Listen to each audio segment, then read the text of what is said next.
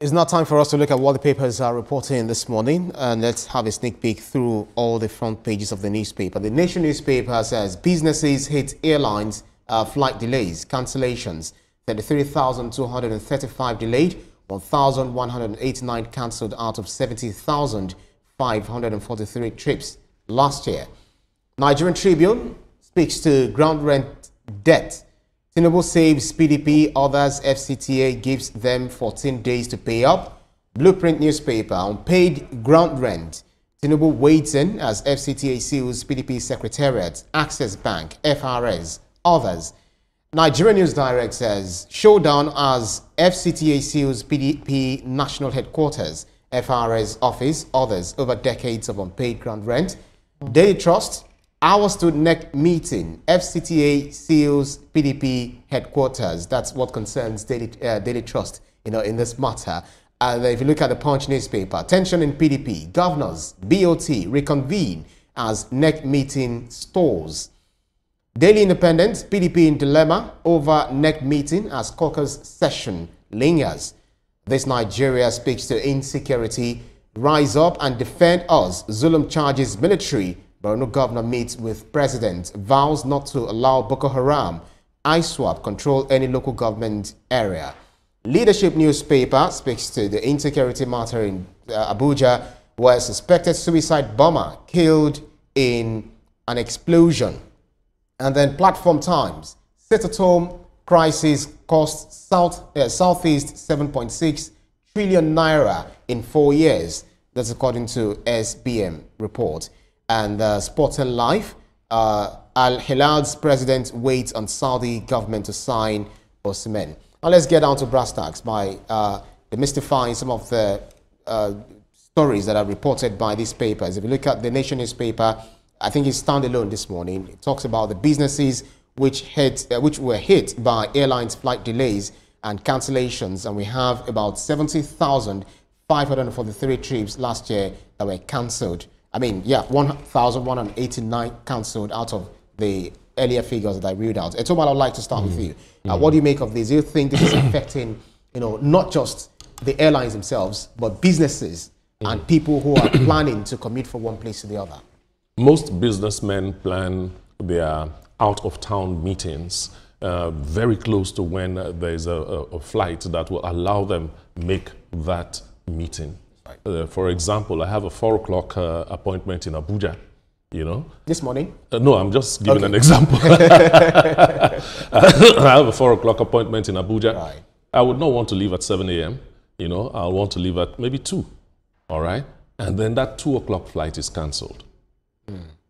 Only God knows how much I would have lost in that kind of situation. And we're having over 1,000, the numbers you read.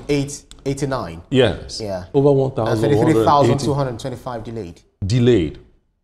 Look, it has affected everything, not just business. It has affected families. It's affected churches. It has affected mosques. It's affected everything. One of the things that airlines should understand is that the biggest thing they have to take care of is their image. And when you keep canceling, when you keep delaying, we can understand when it is weather. But when it is not weather and it's something mechanical, I thought you have an engineering team or a maintenance department that's supposed to take care of that. We wouldn't want to hear that. It's not our business. We just want to fly. And we've bought that very expensive ticket to do so, and you tell me I can't fly? It's annoying.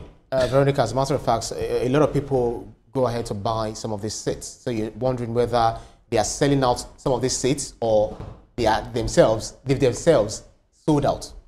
Well, whatever it is they are doing behind the scene, I don't want to make it my business because I paid you already. So you should render the service I paid you for. And if you're having issues, you should communicate that with me in good time.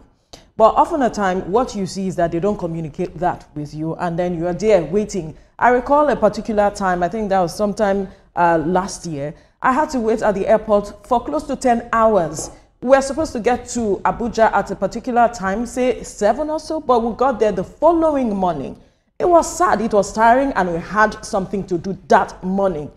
So it's sad that we are seeing these kinds of things, but we know that you want to ensure our safety. But do the needful, do your due diligence, ensure your aircraft is in shape before you start putting in, okay, these are the flights that are available, you just buy your ticket and all of it. People have had to cancel, get to different airlines to move, and then some persons might just even decide to go via road, and some lost their lives in the process just because they want to meet up with whatever it is they had planned. That's right. So they should do better. I'm seeing the statistics here, and the regular culprits are there, and I'm saying yes. But is this really even a true reflection of what the average Nigerian who flies face? I'm not sure. But some of these airlines will tell you that, cut off some slack, we have issues, especially facing with the climate change and all of that. Is it a matter of the climate change, or they are themselves changing the climate? Well, first, we must know that flight cancellations are not a Nigerian problem. It's a worldwide problem.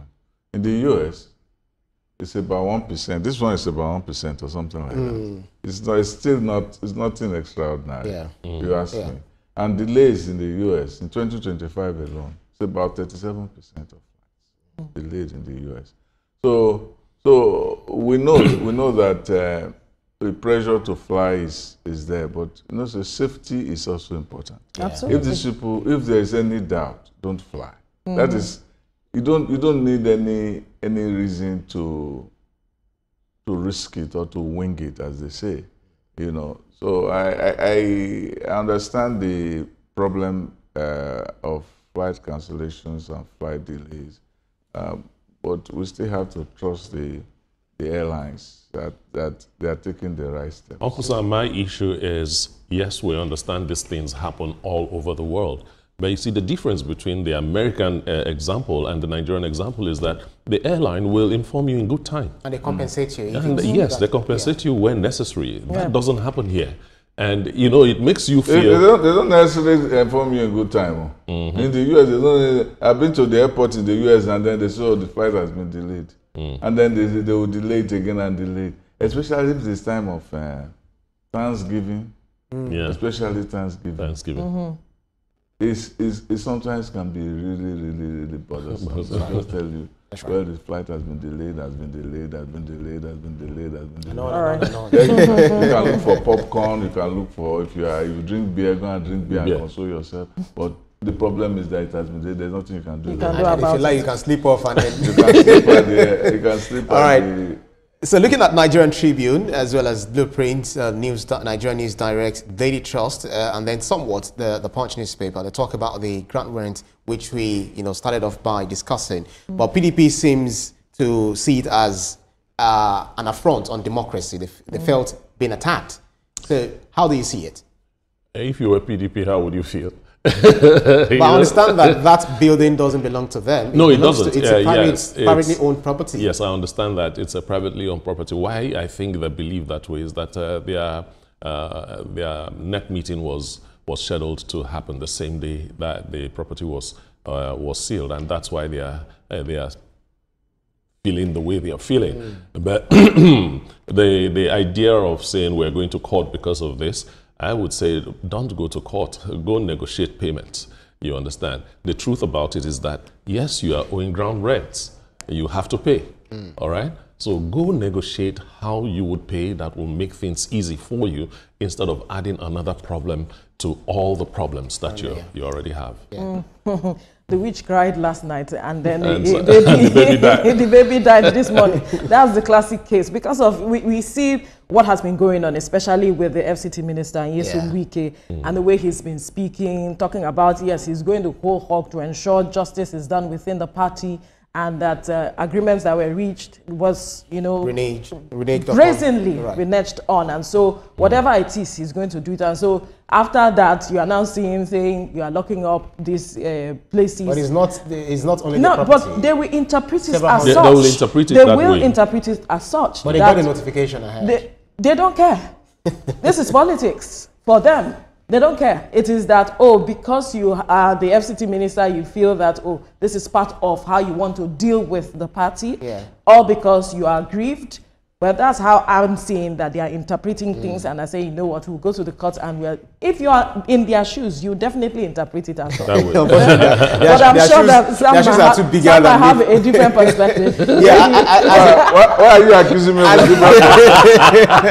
As we come into this, you know, I wanted to take it alongside what we have on the front page of the Punch newspaper that says, tension in PDP, governors BOT reconvene as NEC meeting stalls. So you have the Magum uncertain about NEC meeting, article others short National Caucus meeting. Well, first of all, I want to say that if you make yourself vulnerable, don't accuse the other of punching you in the face. Wike has been talking about debt. He has been publishing names in the newspapers for over a year. Go and pay your rent. Go and pay your rent. So why are you blaming him for saying I want to take possession? Yeah. You can't blame him and can't say it's politics. You didn't play your own end well. If you don't play your own end well, the person comes and you want to box. You put your two hands down, your face is open. Then the person gives you one across the lips, and then you are saying, no. You're not supposed to do that. What happened to your two hands? So that is what is going on. It's a question of power. If you can't use your power well, if I want them to investigate who owns that building, as PDP be even paying rent to the owner of the building. Or it was usurped. What is going on? I mean, reporters should go and do their work.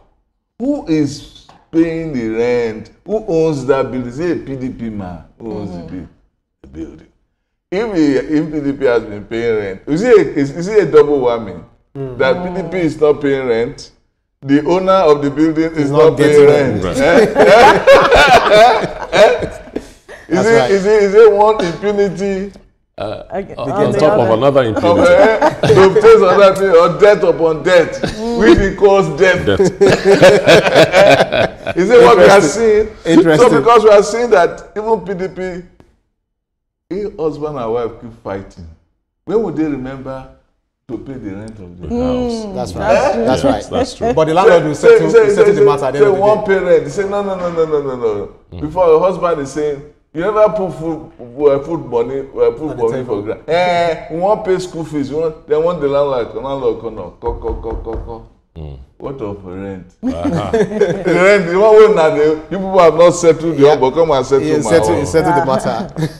I like right, that. if you look at this Nigeria, as well as leadership newspaper, Platform Times, they all speak to insecurity.